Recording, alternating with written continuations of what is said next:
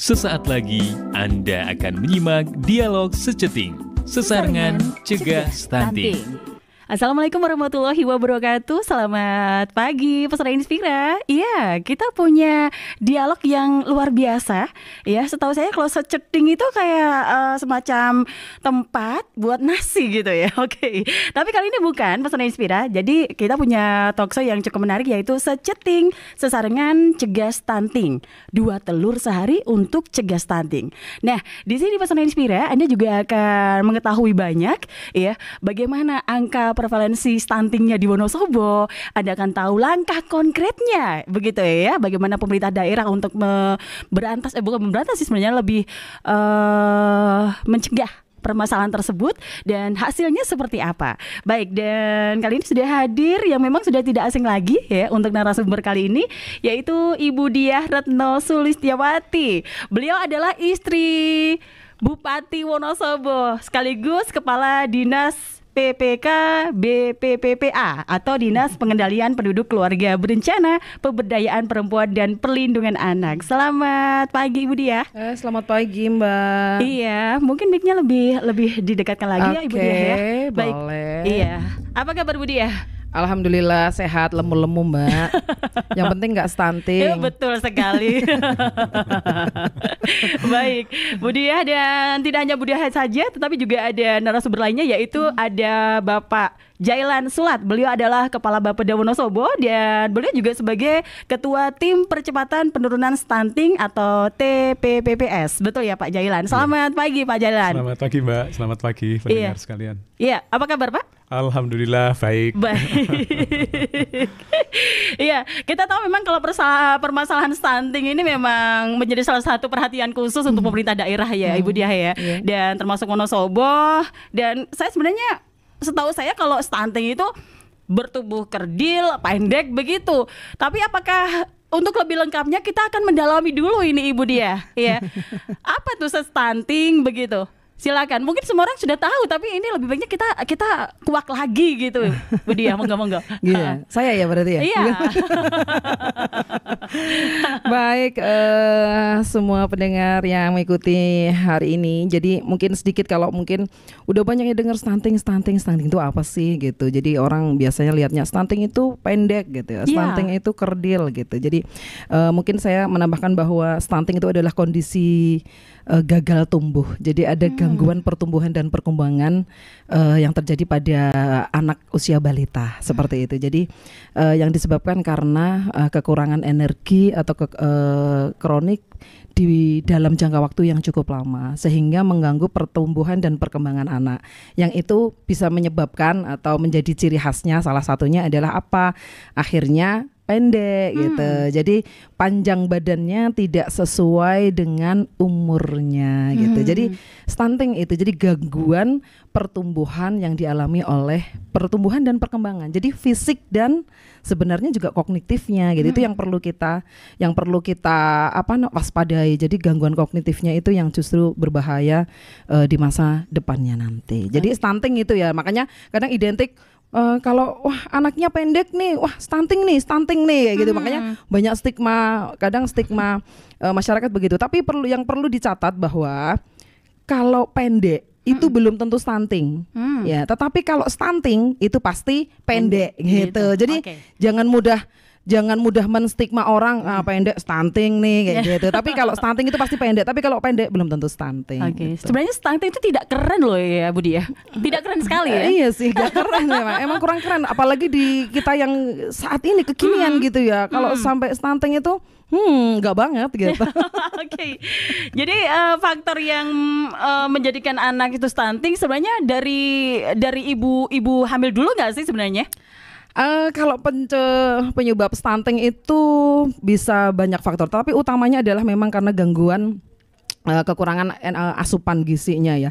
Itu bisa terjadi mulai dari saat di dalam kandungan sampai dengan bayi, sampai dengan balita kan gitu. Nah, otomatis memang upaya yang harus kita lakukan adalah upaya pencegahan yang mulai dari saat janin di dalam perut sampai dengan bayi. Nah, usaha maksimal kita adalah yang kita sebut namanya 1000 hari pertama kehidupan. Nah, gitu. Oke. Jadi di upaya 1000 hari pertama kehidupan itu yang harus kita upayakan, yaitu mulai dari dalam kandungan sampai anak usia 2 tahun. Karena itu yang bisa kita intervensi, kita lakukan upaya pencegahan dan penanganan bagaimana anak kita jangan sampai stunting. Gitu. Oke. Dan cukup menarik sekali sebenarnya. Dan yang saya tanya lagi, itu kan lebih ke pemenuhan gizi begitu ya Bu Dia. Dan Nyun Sewu, masalah makanan juga. Ini ada faktor kemiskinan atau faktor Nyun Sewu lebih ke itu masuk gak sih Bu Dia? Mungkin bisa jadi ya, karena memang mungkin faktor kemiskinan yang dialami oleh keluarga mungkin yang ada di Wonosobo, karena kemiskinan sehingga mungkin tidak bisa mendapatkan asupan gizi yang baik pada saat si ibu ini mungkin tidak mulai dari hamil ya, mungkin sejak dia remaja mungkin ya, karena mungkin remaja dia anemi, kemudian dia kek gitu, kekurangan energi kronik, kemudian pada saat menikah hamil ternyata dia juga ibu hamil kek gitu kan. Nah, asupan gizinya juga nggak bagus karena mungkin faktor kemiskinan tidak bisa mencukupi gizinya, bisa jadi seperti itu. Mungkin melahirkan lagi gitu kan, melahirkan akhirnya mungkin melahirkan dengan berat BBLR gitu ya, berat badan lahir rendah gitu. Kemudian akhirnya pertumbuhan tumbuh kembang anaknya juga mungkin misalkan tidak mendapatkan ASI eksklusif. Nah, tambah lagi kan parah. Kemudian sudah harusnya mendapatkan tambahan MPASI, ternyata juga tidak dapat asupan gizi MPASI yang pas sesuai dengan gizi yang dibutuhkan oleh anak. Itu akan menjadi salah satu penyebab. Jadi mungkin kemiskinan ada, tetapi mungkin itu menurut saya mungkin tidak terlalu besar ya, karena beberapa survei yang dilakukan di Wonosobo justru penyebab stunting tertinggi itu disebabkan karena pola asuh. Pola asuh justru karena sibuknya atau bagaimana ya Ibu Dia kalau menurut Anda? Bisa jadi sibuk, tetapi mungkin kalau kita melihat merunut Wonosobo ini kan maksudnya banyak wilayah desa ya. Mungkin ibu-ibunya sibuk, mungkin membantu suami di ladang dan sebagainya, sehingga mungkin anak-anak pengasuhannya banyak dengan mungkin neneknya, atau mungkin dengan kakaknya atau dengan saudaranya yang mungkin di rumah. Nah, yang penting anaknya meneng, gitu kan?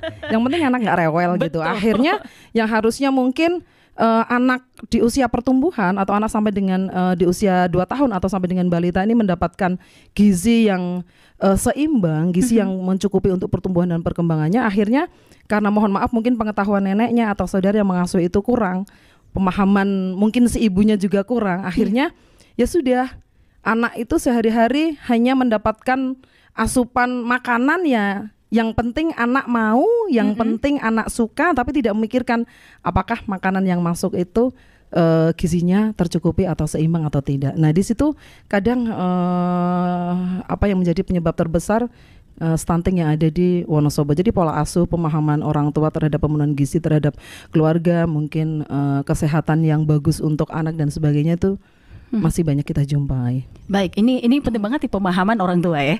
Baik, saya akan beralih ke Pak Jailan ini, Pak Jailan. Ini sangat seru sekali nih obrolan ini ya.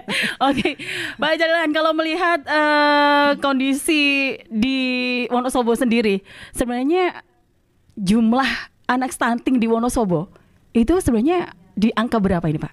Karena saya dengar ini kan memang Wonosobo sudah berhasil nih Pak untuk menurunkan angka stunting begitu. Di tahun berapa mungkin bisa dijelaskan di sini? Terima kasih Mbak. Jadi kita memang sudah luar biasa untuk penurunan stunting tempat kita. Jadi kalau kita lihat data di 2019 itu angka stunting kita itu 38,57 ya Bu Dia ya. Iya betul. Sangat itu tinggi. 38,57. Jadi dari 100 anak itu berarti kira-kira 40 anak itu terkategori stunting. Jadi itu data dari Survei Status Gizi Indonesia, dan itu kita peringkat tertinggi 35 Jawa Tengah ya.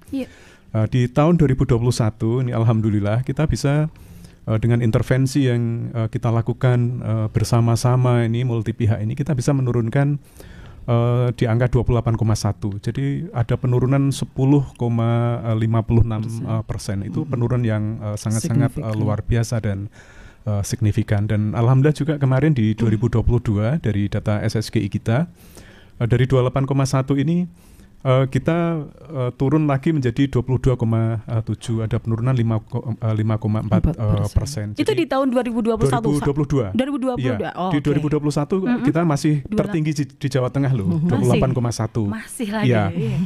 Tapi di 2022 kemarin kita ada di peringkat ke-14 ya Bu, dari 24.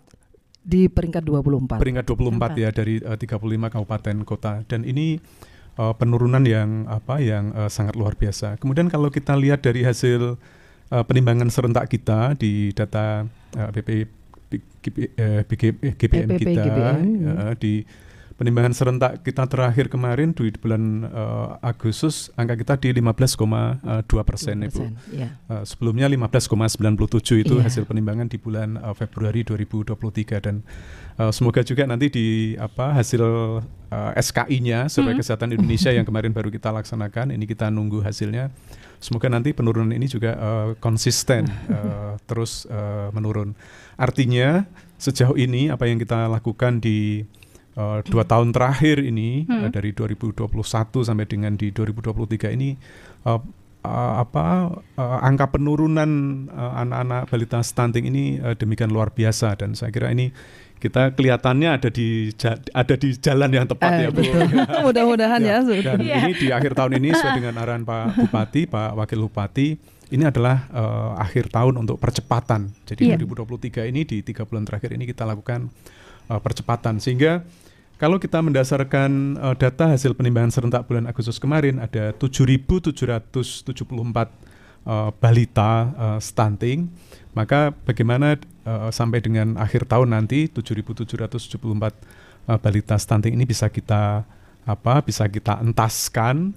Kemudian juga yang tidak kalah penting tadi disampaikan oleh Bu Diah, bagaimana untuk anak-anak ini tidak lahir lagi anak-anak stunting baru, sehingga pencegahannya memang dimulai dari awal, dari ibu hamil, bahkan dari remaja putri. Dari remaja putri ini sudah harus kita intervensi, sehingga jangan sampai seperti pengalaman di kabupaten kota yang lain, angka stuntingnya rendah, tapi karena terlena tidak melakukan upaya pencegahan, tiba-tiba angka stuntingnya jadi melejit lagi. Meledak. Jadi melejit lagi, menyalip Wonosobo. Menyalip Wonosobo. Jadi memang terlihat langkah konkretnya ini ya Pak Jailan ya. Alhamdulillah. Oke. Dan 3 bulan loh Bu Diah. Semangat gitu. Bisa ya Bu Diah? Oh bisa, harus bisa. Dan terlihat di sini ada, ini menarik banget. Sebentar, ini 2 telur sehari untuk cegah stunting. Ini sangat menarik sekali ini. Iya. Dan sebenarnya tadi saya sempat tanya juga ke ini penjual telur juga sampai Ibu. Iya, baik. Dan nanti kita akan mengupas tentang yang ini, sehari 2 telur gitu untuk cegah stunting. Tetapi nanti dulu, dan saya masih ke Pak Jailan. Pak Jailan, untuk kecamatan yang memiliki angka stunting tertinggi itu kalau saat ini di jadi kalau ini, jadi selalu basic kita kan data ya. Jadi dari hasil penimbangan serentak di bulan Agustus kemarin itu, ini berarti data yang terakhir. Tertinggi di Kecamatan Kertek. Jadi ini masih konsisten dengan hasil penimbangan serentak di bulan Februari. Jadi ada 1.496 balita. Kemudian yang berikutnya ada di Kecamatan Kejajar, itu ada 869 balita. Di bawahnya ada lagi Kecamatan Kota, Kecamatan Wonosobo, itu ada 811 balita. Ini sebenarnya sudah jauh menurun dibandingkan dengan data di bulan Februari untuk Kecamatan Kota. Jadi semangat ini teman-teman di Kecamatan Kota. Dari 917 menjadi 811. Kemudian juga ada lagi Kecamatan Watu Malang. Kecamatan Watu Malang ini penurunannya cukup signifikan. Dari kemarin di bulan Februari 595, ini di Agustus tinggal 468, dan juga Kepil ini juga ada penurunan meskipun sedikit, dari 512 di bulan Februari menjadi 504. Kalau kita lihat datanya ini memang hampir merata di semua kecamatan, angka kita turun, angka kita konsisten untuk turun. Baik, cukup menarik juga. Dan Pak Jailan, untuk usia itu lebih urgent ke usia berapa sih Pak kalau untuk stunting ini? Jadi kalau secara evidence basis buktinya memang Yang paling pokok dan memberikan nilai lebih untuk intervensi memang di kelompok bawah 2 tahun ya Bu Diah ya. Kelompok bawah 2 tahun. Jadi semakin tambah usianya itu semakin sulit untuk diatasi. Jadi sampai dengan bawah 2 tahun itu sebenarnya adalah kesempatan kita untuk memberikan kesempatan terbaik untuk memberikan intervensi sehingga anak-anak bawah 2 tahun yang stunting ini bisa segera kita koreksi untuk pertumbuhan linearnya untuk panjang badannya. Dan ini kita dari 7.774 balita stunting ini ada 1.785 di antaranya itu adalah dari anak-anak bawah 2 tahun. Oke. Baik. Ini tadi Pak Jalan menyebutkan harus kerja keras ini karena memang ada kesulitan di bawah 2 tahun gitu ya tadi, termasuk harus ada intervensi. Nah, saya tanya ke Budi ya, intervensi. Dan sebenarnya persoalan stunting ini ya, kita sebenarnya tidak bisa menyelesaikan 1 ataupun 2 orang saja ataupun lembaga ini itu gitu. Tapi harus bersama bergotong royong. Betul ya Budi ya? Betul. Nah, untuk intervensi sendiri untuk mencegah stunting ini bagaimana ini Bu Dia? Oke. Kalau stunting itu kan ada upaya pencegahan, ada upaya penanganan ya. Kalau penanganan berarti yang sudah terjadi kasus stunting, berarti anaknya sudah stunting gitu. Tetapi kalau untuk upaya pencegahan berarti upaya jangan sampai lahir nanti stunting baru. Nah, upaya-upaya pencegahan sudah banyak kita lakukan. Yang sebagaimana tadi saya sampaikan, otomatis yang perlu kita utamakan adalah 1, kita pencegahan dari hulu gitu. Kalau Pak Kepala BKKBN menyebutnya gitu, ayo kita pencegahan stunting dari hulu, yaitu dari siapa? Dari remajanya. Gitu. Karena ternyata di Wonosobo ini kalau boleh cerita ya Mbak ya, saya beberapa kali ke sekolah gitu SMP atau SMA. Ternyata setelah teman-teman dari dinas kesehatan atau teman-teman kesehatan melakukan cek kesehatan, utamanya adalah cek HB untuk remaja putri khususnya. Karena kan stunting itu lebih banyak, maksudnya penentunya itu kan perempuan ya, ibu kayak gitu kan. Jadi iya itu tuh, jadi kita cek remaja putrinya ternyata itu 50-60% itu remaja putri kita itu anemia Mbak. Itu anemia. Permasalahan juga dari anemia ternyata, juga. Iya itu berawalnya dari anemia situ Mbak. Jadi kita harus waspada. Ternyata anak-anak remaja kita itu banyak yang anemia. Makanya untuk upaya pencegahan dari hulu, khususnya untuk remaja putri, kita ada namanya Jumat Berseri, Jumat Bersama Sehatkan Remaja Putri. Nah itu adalah upaya pencegahan dalam bentuk apa? Pemberian tablet tambah darah kepada remaja putri di seluruh sekolah. Mulai dari SMP maupun SMA dan sederajat ya tentunya se-Kabupaten Wonosobo seminggu sekali mengkonsumsi tablet tambah darah dalam upaya apa? Pencegahan anemia. Apakah hanya bisa dengan TTD? Enggak dong. Ternyata kita juga harus memberikan upaya-upaya pencegahan yaitu dengan edukasi mengkonsumsi anak-anak remaja kita mengkonsumsi makanan yang sehat dan seimbang gitu. Jadi itu adalah untuk remajanya. Kemudian yang kedua adalah Catin itu calon pengantin. Iya, jadi kita harus waspada nih karena calon pengantin berarti kan besok kalau sudah menikah dia akan menjadi calon ibu. Betul. Nah, itu juga harus kita waspada. Nah, edukasi catin yang kita lakukan adalah bagaimana catin kita itu sehat lahir batin. Berarti apa? Catin ya harus jangan sampai catin itu kek, jangan sampai catin itu anemia. Kek itu kekurangan energi kronik Mbak. Jadi salah satu cirinya apa? Coba diukur apa? Lingkar lengan atas. Lingkar lengan atasnya nggak boleh, jangan sampai kurang dari 23,5 cm.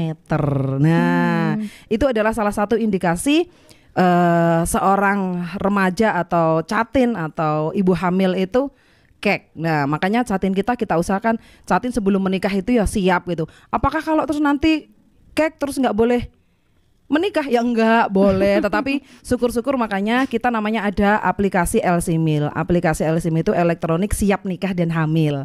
Nah, di situ dalam rangka upaya untuk menyaring apakah calon-calon yang akan menikah catin-catin ini sudah siap untuk menikah. Kalau manakala terjadi gangguan, nah tadi ada yang anemia, ada yang kek, itu dikoreksi dan diperbaiki sebelum menikah. Kalau misalkan kok ternyata sampai tanggal nikahnya dia masih kek juga, berarti nanti diperbaiki setelah menikah dengan upaya apa ya? Perbaikan gizi gitu. Syukur-syukur mungkin ditunda dulu hamilnya punya anaknya. Jadi biar kesehatannya siap. Kemudian yang ketiga, pencegahannya ibu hamil banyak ya pencegahan. Ternyata ini lebih banyak mbok wedoknya gitu ya ternyata. Iya, memang ya. kita harus fokus mau tidak mau perempuan, tapi jangan nggak perempuan juga ikut andil para kaum pria ini juga penting banget gitu. Okay.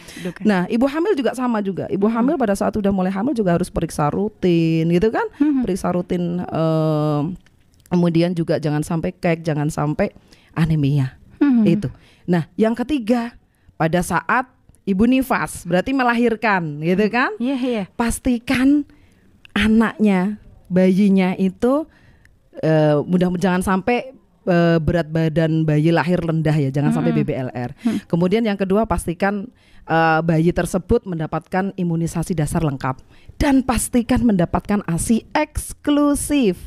ASI eksklusif itu 6 bulan berturut-turut tanpa diberi makanan apapun, cukup. Tapi ya harus diperhatikan, berarti kalau tanpa diberi tambahan makanan berarti ibunya juga asupan gizinya harus komplit, harus seimbang seperti itu. Dan salah satu pencegahan lagi apa? Yaitu setelah ibu nifas, setelah melahirkan, sebelum pulang pakailah alat kontrasepsi. Nah, jadi itu juga upaya pencegahan agar apa?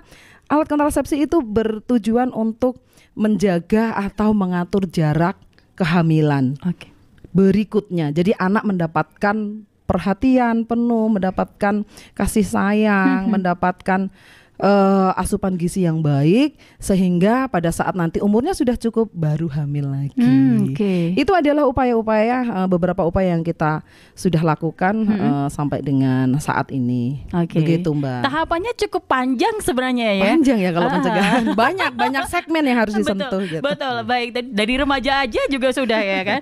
Oke, Bu Diah, saya juga tertarik dengan yang tadi saya sebutkan nih, terkait dengan ini nih, 2 telur sehari untuk cegah stunting gitu.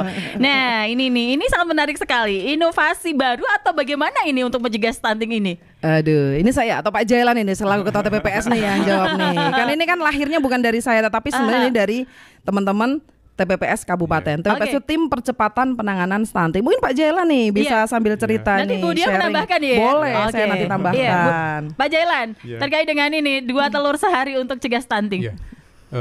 Jadi ada banyak intervensi yang sudah kita lakukan. Tadi Bu Diah hanya sebut sebagian kecil saja.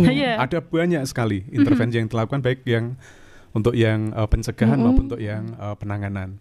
Nah, untuk yang 2 telur sehari ini adalah hal baru ya Bu yang kita lakukan di Kabupaten Wonosobo. Jadi ini sebenarnya ya tidak hanya untuk menangani stunting, tapi ini juga untuk remaja putri, untuk remaja putra juga, untuk ibu hamil kek gitu ya. Tapi karena memang data yang kita dapatkan bahwa kata kuncinya untuk meningkatkan pertumbuhan linear untuk mencegah stunting ini, untuk menambah tinggi badan, panjang badan bayi dan anak kita ini memang dari konsumsi protein.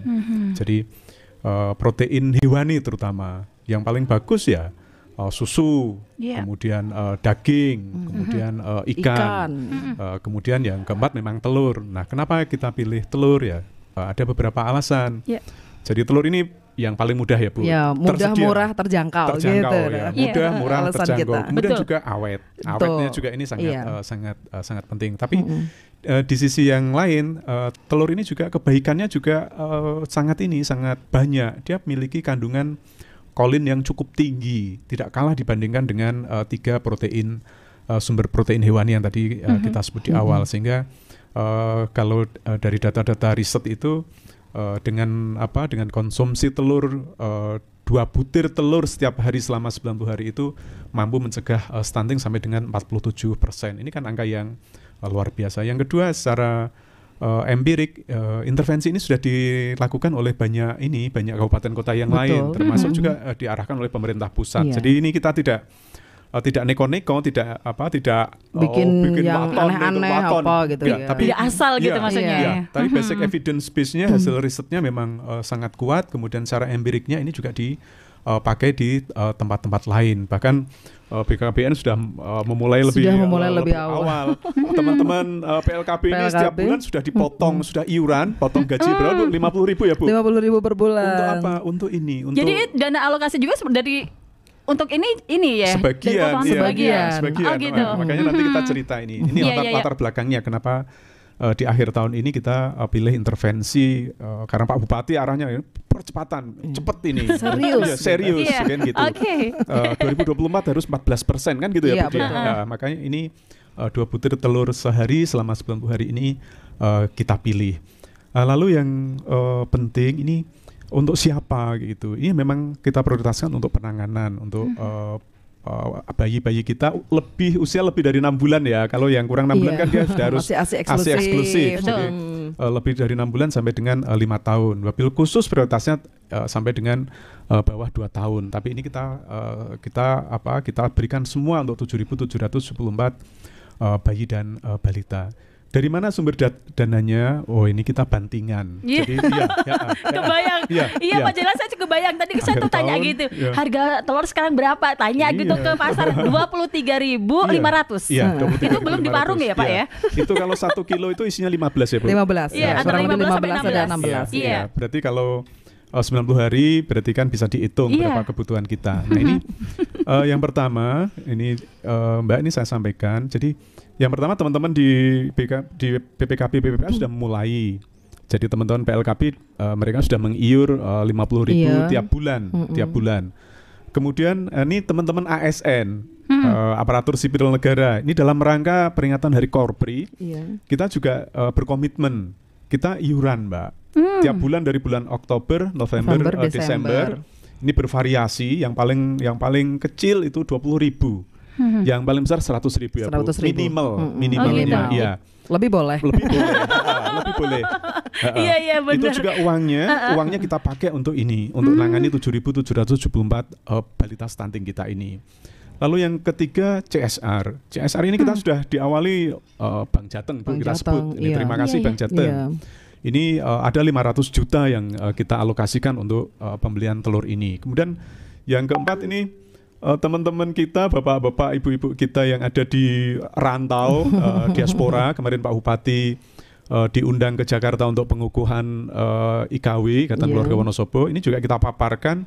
Kita nggak minta, nggak ngemis, tapi kita sampaikan apa yang sedang kita lakukan di Wonosobo, dan kelihatannya juga responnya juga antusiasmenya juga luar biasa. Kemudian selain itu juga alhamdulillah akhir tahun ini kita mendapatkan Pak Bupati mendapatkan penghargaan dari pemerintah pusat dana insentif fiskal atas kinerja penanganan stunting. Karena prestasinya atau bagaimana, Pak? Karena prestasinya karena menurunkan stunting itu. Ya dari 21 28 dari 28 jadi 22. Oke, betul.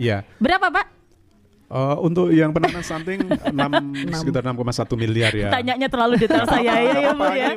Ini kan hasil kerja kita semuanya ya.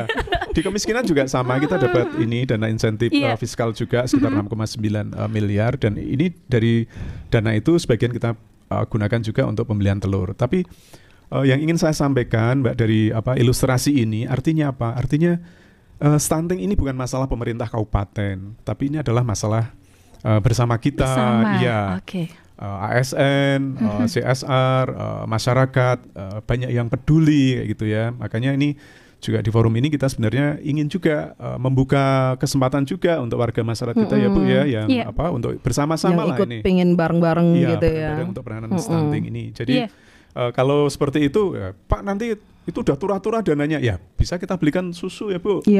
Atau vitamin, sumber protein hewani yang lain. Saya kira ini kita sedang terus bergerak, terus berproses, dan kita optimis lah 2024 angka stunting kita bisa lebih kita tekan lagi. Dari dana yang ada, yang sudah dialokasikan tadi, dan tadi kan Bapak mengajak siapa saja yang ingin sebagai bentuk peduli sebenarnya, Pak. Bawa kemana, Pak? Semisal saya pengen semisal ya, mau kasih telur 2 semisal ini, Pak ya. Ini ilustrasi aja. Saya mau kasih 2. Ini harus kemana, Pak? Jadi ini teman-teman teman-teman di TPPS sedang menyiapkan platformnya untuk open donasinya. Tapi juga warga masyarakat, teman-teman di desa, di kelurahan, di RT, di RW, di Duko yang ingin langsung segera bisa langsung berhubungan dengan tim percepatan stunting TPPS tingkat desa, kelurahan. Oh gitu. Ya, jadi lebih dekat lagi, nggak ada masalah. Oke. Nggak ada masalah karena dana ini juga nanti kita distribusinya juga langsung Ke ke TPPS desa. ke TPPS desa. Jadi nggak akan kemana dan tidak perlu khawatir. Sebutir telur yang Anda berikan yang Anda Akan sangat bermanfaat dan tercatat. tercatat Dan kita laporkan. Iya. Jadi nggak ada yang ini, nggak ada yang gelundung hilang. Oke, ini tadi semacam luar biasa sebenarnya. Saya tertarik sekali tadi disebutkan yang ASN antara Oktober sampai bulan Desember. sampai Desember. Iya, kalau dari Ibu juga sudah Iya. sudah gitu. Nah, ini untuk prakteknya, eksekusinya Bu, apakah cuma dikasih aja? Takutnya cuma dikasih aja terus yang sudah terkena stunting itu biasa-biasa aja gitu. Untuk bisa memantau bagaimana ini Ibu? Iya. Jadi mungkin menambahkan sedikit tadi yang sampaikan Pak Jailan. Jadi nanti teknisnya kan ini cakupannya seluruh desa. Jadi 7.000 kan semua desa. Jadi semua desa di Kabupaten Wonosobo tuh ada yang stunting, Mbak. Meskipun hanya satu. Kemarin saya menemukan di Salamerta tuh hanya tinggal satu gitu. Berarti kan PR-nya sebenarnya tinggal dikit lagi gitu. Kalau satu itu kan jadinya gemes ya. Ada tinggal satu tuh gemes gitu ya, selesai gitu. Nah, jadi teknisnya nanti memang dari TPPS Kabupaten nanti akan disampaikan, didistribusikan ke TPPS Desa. Jadi nanti diberikan ke TPPS Desa, mungkin nanti bentuknya dalam bentuk uang, gitu ditransfer ke TPPS Desa. Siapakah TPPS Desa? Ketua TPPS Desa adalah Ketua Tim Penggerak PKK Desa. Jadi para istri kades, istri lurah itu jadi lewatnya TPPS Desa. Nah nanti TPPS Desa yang akan membelanjakan uangnya itu untuk beli telur. Nanti di dropnya diberikan ke sasaran ke anak yang mempunyai keluarga yang punya anak stunting itu seminggu sekali. Yang nanti distribusikan adalah teman-teman TPPS desa. Kan sudah ada struktur. Jadi kita struktur TPPS itu berjenjang ya Mbak. Ada TPPS desa, ada TPPS kecamatan, ada TPPS kabupaten. Nah, nanti yang distribusikan, yang beliin, yang distribusikan nanti TPPS desa. Terus siapa yang nanti akan memantau? Nah, yang akan memantau telur tersebut atau sampai ke mulut anak nih ya. Ini kan kita takutnya nanti dikasihkan telur yang nanti yang makan bukan anaknya gitu. Emaknya gitu ya. Jangan-jangan emaknya atau bapaknya seperti gitu. tamu nih. Atau tamu gitu kan. Nah makanya biar tidak salah sasaran gitu Ibu, bagaimana ini? Jadi nanti ada di desa itu juga ada istilahnya kalau di kami itu ada TPK. Tim pendamping keluarga. Seluruh desa ada. Justru malah di TPK ini, tim TPK ini ada terdiri dari 3 unsur, 3 orang. Satu bidan desa atau tenaga kesehatan yang ada di desa. Yang kedua adalah tim penggerak PKK. Yang ketiga adalah dari PPKBD atau sub PPKBD desa gitu. Nah 3 orang ini yang akan memastikan bahwa telur itu dimakan oleh anak-anak.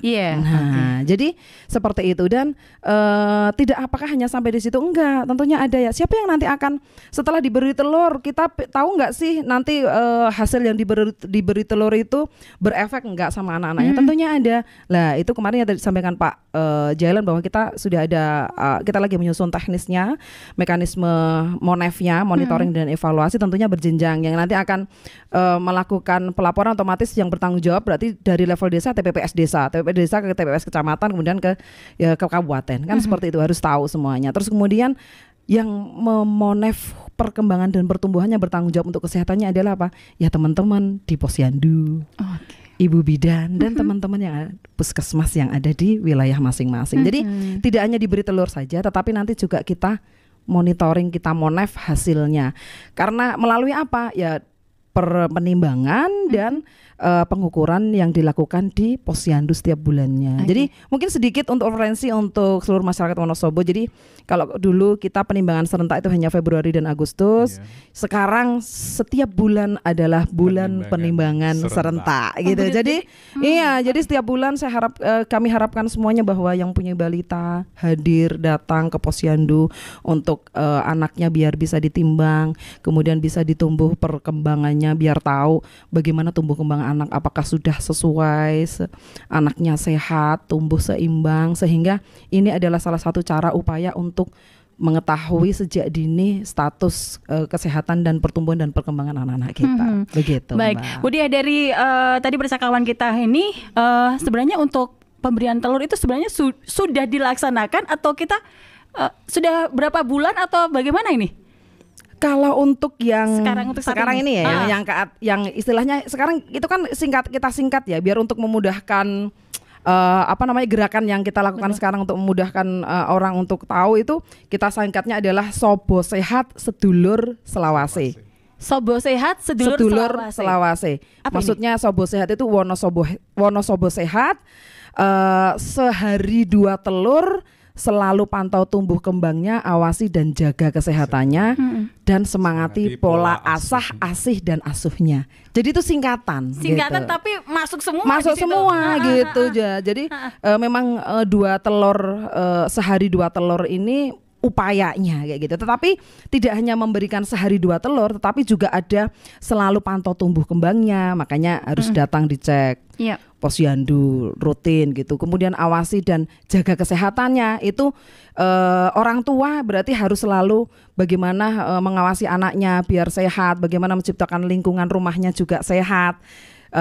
Jamban sehat kayak gitu, sanitasinya bagus kayak gitu kan, dan semangati pola asih dan asuhnya. Jadi memberikan kasih sayang yang terbaik buat anak-anak kita, memberikan edukasi yang baik. Karena gini, pola pengasuhan, apalagi misalkan yang salah satunya adalah memberikan makan kita orang tua ke anak, itu akan diingat anak untuk selamanya.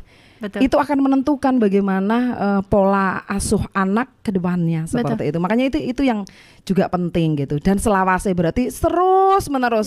Jadi tidak hanya pada saat karena kita lagi ada gerakan ini, tapi memang untuk semuanya. Apakah ini berlaku untuk yang keluarga punya bayi stunting? Enggak. Ini seluruh keluarga yang ada di Wonosobo. Jadi ini berlaku juga untuk seluruh keluarga yang punya balita, tentunya utamanya. Baik, kita sudah ada pertanyaan sebenarnya Pak Jalan sama Bu Diah, tapi kita break dulu. Kita akan berikan kesempatan untuk komersial break. Kita komersial break dulu aja ya. Baik, dan tetap bersama kami Pesona Inspira di Dialog Stunting ya khusus ini, dan tetap di 92,1 FM Radio Pesona, stasiun informasi terbaikmu. Dari minggu ke minggu hanya Radio Pesona yang selalu nemenin kamu kemana aja. Ya, baik, Pesona Inspira, Anda masih di Talkshow Seceting, sesarengan cegah stunting, 2 telur sehari untuk cegah stunting. Dan tadi memang kita sudah banyak tahu ya setelah kita ngobrol bersama Ibu Diah dan juga Pak Jailan, di mana memang penting banget 2 telur sehari untuk cegah stunting. Ya, dari prosesnya bagaimana untuk alokasi dananya juga tadi sudah disebutkan, dan membutuhkan teamwork gitu ya Ibu Diah ya tadi. Betul. Dan baik Bu, tadi ada beberapa anak yang juga alergi telur sebenarnya. Bagaimana dengan program ini kalau terjadi pada anak yang nyun sewu ini yang tidak, kalau makan telur langsung gatal-gatal gitu? Apakah ada solusi lainnya? Tadi gitu ya. Ya, memang program kita di 2 telur ya. Manakala memang banyak, mungkin ada dijumpai anak-anak kita yang mungkin hipersensitif gitu ya, istilahnya mungkin alergi terhadap sesuatu, termasuk di dalamnya mungkin terhadap telur ini juga. Nah, kalau misalkan memang ada anak-anak yang dijumpai mungkin hipersensitif atau alergi telur ini, bisa diganti dengan yang lainnya.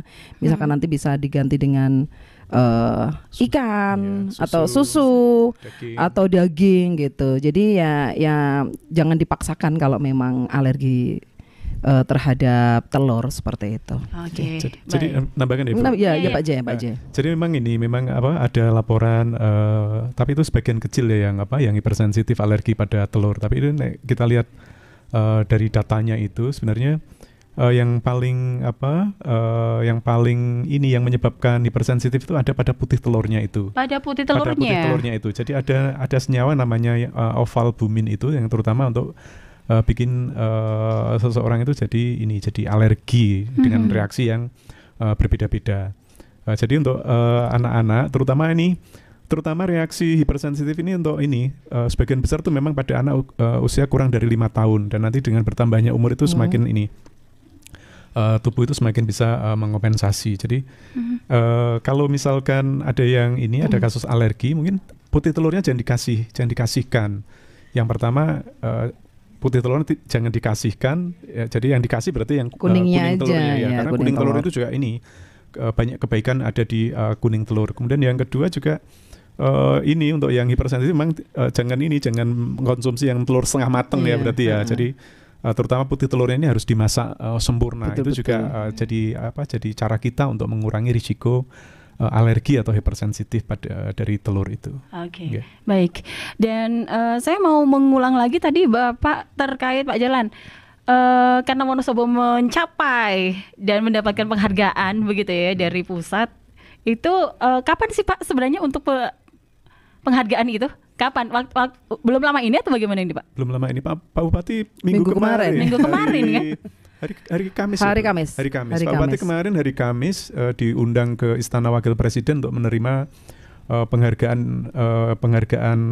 atas kinerja penanganan stunting dan penanganan kemiskinan ekstrim diserahkan langsung oleh Pak Wakil Presiden. Ya, jadi ini sekaligus saya sampaikan pada warga masyarakat Kabupaten Wonosobo. Jadi atas ikhtiar kerja keras, kerja kolaborasi, sesarengan kita bersama-sama ini untuk kinerja dari semester 1 berarti dari Januari sampai dengan bulan Juni kita mendapatkan apresiasi dari pemerintah pusat. Wujudnya adalah pemberian dana insentif fiskal. Jadi dana insentif fiskal ini oleh pemerintah pusat tidak dibagi-bagi rata untuk semua kabupaten kota, tapi ini memang diberikan khusus atas prestasi khusus untuk prestasi yang sudah diberikan. Ini tidak banyak juga, hanya ada 97 kabupaten yang dapat, ada 7 provinsi yang dapat. Jadi Wonosobo ada di 97 kabupaten seluruh Indonesia yang dapat dana insentif fiskal untuk kinerja penanganan stunting dan penanganan kemiskinan di semester 1 tahun 2023. Harapannya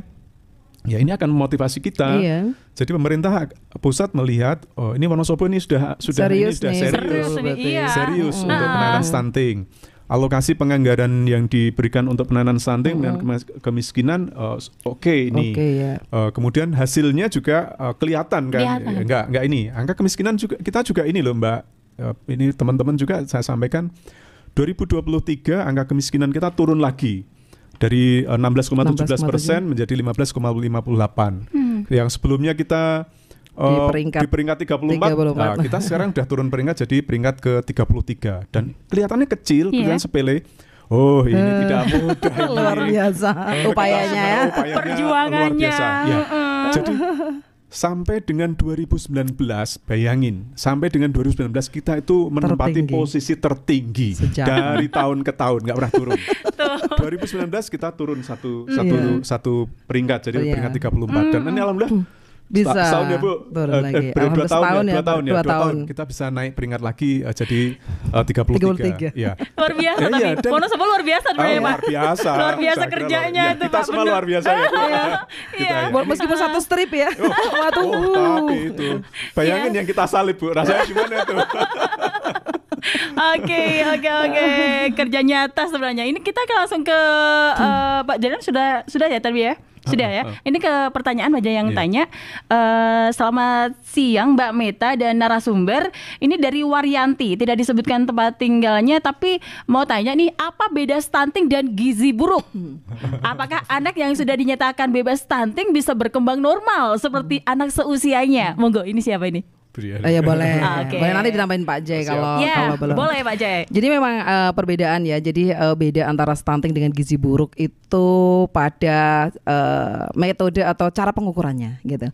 Kalau stunting itu yang diukur adalah panjang badannya dibandingkan umurnya. Jadi dilihatnya adalah panjang badan dibandingkan umurnya. Kalau gizi buruk yang diukur adalah berat badannya dibandingkan dengan umurnya gitu. Jadi sesuatu yang berbeda gitu ya, beda. Jadi beda pengukuran, cara pengukurannya saja. Kemudian apakah yang mungkin sebelumnya anak stunting kemudian bisa keluar dari stunting terus tumbuh normal? Iya. Makanya kita selalu berupaya bagaimana anak-anak kita di balita, usia balita khususnya adalah di 1000 hari pertama kehidupannya atau anak itu sampai dengan usia 2 tahun. Manakala terindikasi stunting harus segera kita intervensi dan kita selamatkan di usia itu. insya Allah kalau aman di usia 1000 hari pertama kehidupan atau mungkin aman sampai dengan balita, insya Allah anak itu akan tumbuh normal sebagaimana layaknya anak yang lain, sehat gitu, tumbuh kembangnya bagus gitu. Jadi nggak usah khawatir gitu. Iya. Ya. Oke, Pak Jai mau nambahin nih Pak Jai. Iya, silakan. Jadi sampaikan oleh Bu Dia tadi, kalau yang gizi buruk itu kan berarti berat badan dibanding dengan umur, sehingga kita kan mengenal ada gizi buruk, ada gizi kurang, ada gizi normal, kemudian gizi juga lebih. ada selebih ya. Gizi lebih juga jadi masalah gitu. Jadi untuk anak-anak kita yang sudah gizi lebih, yang obesitas itu juga berisiko banyak ini risiko untuk kesehatan di masa yang datang. Sementara kalau yang stunting ini berarti ukurannya karena diukur dari panjang badan dibandingkan umur, maka kita mengenal ada sangat pendek, dan sangat pendek, normal. Ya. Nah, yang pendek dan sangat pendek ini yang kita kategorikan sebagai stunting. Ya. Oke. Baik, pertanyaan lainnya dari Farid. Ya. Farid di Jarak Sari, kenapa harus telur ya untuk program pengentasan stunting ini? Terus untuk Pak Jailan, target Wonosobo zero stunting kapan ya Pak? Gitu. Silakan ini yang tadi kenapa sih harus telur gitu? Ini Mas Farid ini tadi baru gabung ini Budia. Enggak, kurang menyimak di awal ya Pak Jai. Tadi dijelasin sama Budia kenapa telur. Jadi intinya untuk mengejar pertumbuhan linear, pertumbuhan panjang badan, tinggi badan ini memang tadi sekali lagi yang disampaikan oleh Budia adalah protein hewani. Jadi ada banyak sumber, ada susu, ada ikan, ada daging. Daging juga macam-macam. Ada daging ayam, daging sapi. Tapi mahal Pak. Nah, termasuk juga ada telur. Nah, kenapa telur? Ya, sejauh ini memang telur ini yang banyak tersedia, harganya terjangkau, kemudian dia lebih awet itu. Untuk sampai kita distribusi ke desa itu juga awet. Kemudian yang lebih penting lagi adalah kandungan telur juga tidak kalah dengan sumber protein hewani yang lainnya. Jadi ini kenapa telur. Dan sekali lagi juga teman-teman, bukan berarti sehari 2 telur selama 90 hari ini bayi-bayinya nggak dikasih makanan yang lain. Jadi ini adalah, maksudnya lauknya gitu. Jadi salah satu lauknya itu. Jangan-jangan cuma telur doang. Waduh, jangan salah persepsi nih. Waduh, harus diluruskan nih Pak Jai. Ya, Pak Jai diluruskan, diluruskan ini benar ini Bu Dia tadi mau kata harus diluruskan. Harus diluruskan ya. Jadi tetap anak-anak kita ini tetap makanan hariannya harus harus tetap makanan hariannya tetap harus seimbang. Jadi 4 sehat 5 sempurna ya Bu. Betul. Nah, dari 4 sehat 5 sempurna itu, dari makanan harian yang sudah diberikan itu, ada nasi untuk karbohidratnya, ada lauk, ada sayur, ada buah, ada susu, itu kita tambahin dengan 2 butir telur sehari. Jadi ini sebagai makanan tambahan. Nanti jangan-jangan cuma dikasih 2 telur doang. Oh, jangan, nanti nggak ngefek nanti. Ngefek. Iya. Baik. Ya. Lalu kapan nih kita zero stunting? Jadi kalau zero stunting itu artinya kan tidak ada stunting lagi. Itu jadi impian kita. Dan memang faktanya juga di beberapa desa ada ya Bu, ada yang sudah 0, ada yang tinggal 1, ada yang tinggal 4. Itu artinya kita bisa, walaupun pemerintah pusat targetnya 14% di tahun 2024. Artinya apa? Artinya 14% dalam satu populasi anak stunting itu masih bisa diterima, masih dianggap normal. Tapi apa ya, kita akan membiarkan 14% 14 anak-anak kita dari 100 anak ini yang stunting kan enggak kan ya. Jadi meskipun pemerintah pusat targetnya adalah 14% di tahun 2024, tapi kita memang harus berupaya jangan sampai ada anak kita yang lahir stunting, sehingga zero new stunting ini jadi semangat kita.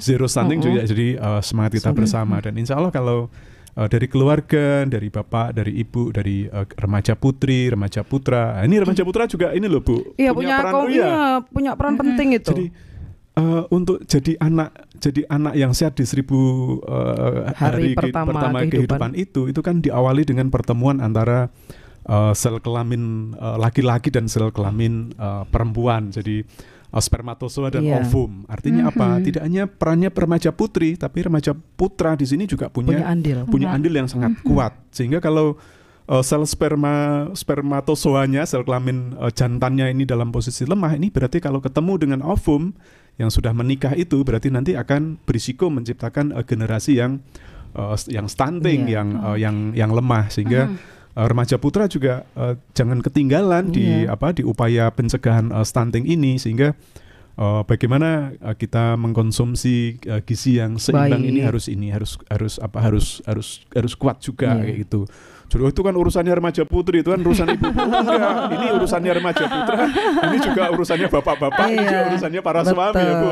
Pola hidup sehat gitu ya, yang laki-laki ya, maksudnya remaja putra, catin laki-laki itu. Jadi jangan tumpahkan semua pada perempuan. Catin laki-laki juga harus sehat kayak gitu. Karena kalau pernah menyimak Dr. Hasto nih, jadi sperma laki-laki pada saat pembuahan bertemu dengan sel ovum telur perempuan itu, yang mohon maaf kalau laki-lakinya gaya hidupnya nggak sehat, mohon maaf mungkin merokok itu tuh pakai narkoba dan sebagainya, itu sel spermanya itu geleng gitu. Gelo. Jadi ketemunya suwi gitu, lama. Lah kalau ketemu pun nanti itu hasilnya nggak bagus gitu. Jadi itu dibutuhkan. Nah yang bagus itu sperma itu yang langsung melesat. Nyampe gitu. Oke, dan menghasilkan keturunan yang sehat juga. Yang giras. Bergas gitu. Yang giras, yang semangat. Menarik sekali ini udah mulai gini nih. Baik, ada pertanyaan lagi terakhir sebelum kita pamitan ya. Dari Elvi, Assalamualaikum Mbak Meta, mau tanya ini buat narasumber, kalau ibu mempunyai masalah dengan tiroid hiper ataupun hipo, bagaimana hubungannya dengan perkembangan anaknya? Mengingat tiroid itu kan sangat mempengaruhi hormon, gitu. Ya. Mangga? Ya, ini jadi masalah tiroid ini memang sangat berkaitan dengan hormon pertumbuhan. Kalau hipotiroid berarti untuk hormon pertumbuhannya berarti kan otomatis dia akan lemah. Sementara kalau dia hipertiroid otomatis ini akan berlebih. Sehingga memang ini termasuk masalah kesehatan yang turut berkontribusi untuk terjadinya stunting. Nah, sehingga untuk kawan-kawan warga masyarakat yang kebetulan ada masalah untuk tiroidnya, untuk hormon tiroidnya, apakah itu hipo atau hipertiroid, ini bisa dikoreksi. Jadi segera saja datang ke layanan kesehatan, ke puskesmas. Nanti dengan rujukan puskesmas akan bisa datang ke rumah sakit. Dan nanti akan ketemu dengan spesialis. Kalaupun nanti memerlukan terapi khusus, katakanlah kita ada pusat tiroid itu yang di Magelang itu dekat juga dengan kita, nanti pasti akan ada rujukan ke sana. Jadi ini satu masalah kesehatan yang masih bisa dikoreksi, masih bisa diperbaiki, sehingga kalau misalkan bisa dideteksi lebih awal ini akan lebih baik. Ya. Justru jangan abai ya, itu harus sesedini mungkin kayak gitu. Baik, Mbak Elvi, mungkin sudah cukup ya untuk pertanyaan sudah dijawab sahabat Thailand untuk bisa lebih ke layanan medis gitu, karena sudah bisa bisa dikoreksi, diperbaiki. Baik, karena kita sudah mau pamitan Ibu Dia. Tapi sebentar, cepet juga ya. Kayaknya baru ngobrol aja nih, udah selesai aja. Oke. Nah, mengingat ini juga nih Pak Jailan, mengingat tadi kan disebutkan selama 3 bulan kita harus kerja keras ini ya Pak ya, untuk mencapai yang tadi disebutkan dari pusat kan 14% begitu. Dan apa sih harapan Anda ataupun apa yang harus disampaikan untuk masyarakat Wonosobo yang sedang menyimak dialog kali ini? Jadi 3 bulan ini adalah awal untuk pemanasan. Jadi bukan berarti nanti setelah 3 bulan ini selesai, program ini selesai. Tapi kemarin dari rembuk stunting yang kita lakukan di Pendopo itu, pemerintah desa, pemerintah kelurahan juga sudah berkomitmen akan melanjutkan intervensi pemberian 2 butir telur ini di tahun 2024. Jadi satu yang ingin saya sampaikan, jadi ini terkait dengan angka kemiskinan kita. Angka kemiskinan kita itu diukur dari konsumsi makanan. Bu Dia tadi ngendiko Wonosobo itu kita berlimpah ruah untuk sumber makanan, tapi ternyata karena pola asuh kita, gaya hidup kita, dari minimal 2.100 kilokalori itu untuk warga kita masih ada di angka 1.735 kilokalori. Artinya kan itu kan di bawah dari standar. Batas, jadi kita biar bisa beraktivitas hidup dengan sehat dengan normal itu perlu 2.100 kilokalori sehari. Kita baru 1.735 kilokalori. Konsumsi protein kita juga masih kurang. Kalau standarnya adalah 56 gram sehari, kita masih 51. Artinya apa? Artinya kita memang kurang. Dan nanti otomatis akan bareng ini nanti dengan memperbaiki konsumsi makanan yang baik minimal 2100 kilokalori ini, otomatis nanti di satu sisi akan memperbaiki angka stunting kita, di sisi yang lain juga akan berimpact pada menaikkan menurunkan angka kemiskinan kita, karena BPS ngukur kemiskinan kita ini dari konsumsi makanan. Jadi banyak kita kok miskin sih, nggak terima dianggap miskin. Oke, jangan terima dianggap miskin. Maka ini konsumsi makanan dengan gizi yang baik, gizi yang seimbang. Baik. Kalau Bu Diah ajakan untuk masyarakat Wonosobo? Oke. Untuk seluruh masyarakat Wonosobo kami sampaikan, stunting bukan aib. Betul. Ya, gitu ya. Jadi harus kita pahami bersama, justru stunting itu bukan aib. Stunting itu bisa dikoreksi. Anak-anak kita yang stunting itu bisa kita selamatkan, karena itu adalah masa depan bangsa kita gitu. Oleh karena itu ayo kepada seluruh keluarga yang mempunyai balita, apalagi yang terindikasi stunting, segera lakukan upaya-upaya percepatan untuk perbaikan gizi dan pola asuh yang baik gitu. Dan tentunya juga tak kalah pentingnya kita tidak hanya fokus kepada penanganan yang sudah terjadi, penanganan stunting, tetapi yang harus lebih besar kita upayakan lagi adalah upaya pencegahan jangan sampai ada lahir stunting baru. Kita udah kerja keras nih, kita dengan 3 bulan telur gitu, tetapi ternyata jangan sampai lupa, udah upaya kenceng-kenceng, lahir lagi. Kita nggak akan selesai, ibaratnya nanti benang kusut terus gitu. Nah, karena itu upaya pencegahan juga jangan sampai dilupakan. Terutama adalah apa? Ayo remaja-remaja kita, pola hidup sehat, mengkonsumsi makanan yang seimbang, ibu hamil harus sehat, catin sehat, balita baduta kita juga harus sehat. Jangan lupa berikan ASI eksklusif. Itu saja untuk seluruh warga masyarakat Wonosobo. Insya Allah dengan bareng-bareng bekerja sama, stakeholder semuanya ikut serta, masyarakat.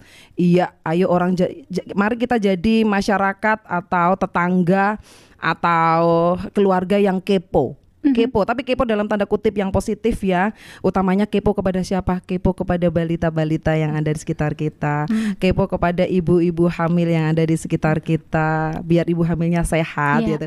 Kepo terhadap remaja-remaja yang ada di sekitar kita agar menjadi remaja-remaja yang sehat. Itu saja. Oke. Baik. Terima kasih ya untuk Ibu Diah untuk kedatangannya. Kita sudah kita jadi banyak pengetahuannya setelah dengar dialog kali ini. Terima kasih Bu Diah. Sama-sama. Iya, selamat beraktivitas kembali. Baik, Pak Jalan terima kasih. Sama-sama. Iya, selamat beraktivitas kembali. Baik. Demikian pesan Inspira untuk dialog kali ini. Dialog seceting sesarengan cegah stunting. 2 telur sehari untuk cegah stunting. Saya Mata Kania. Sampai jumpa.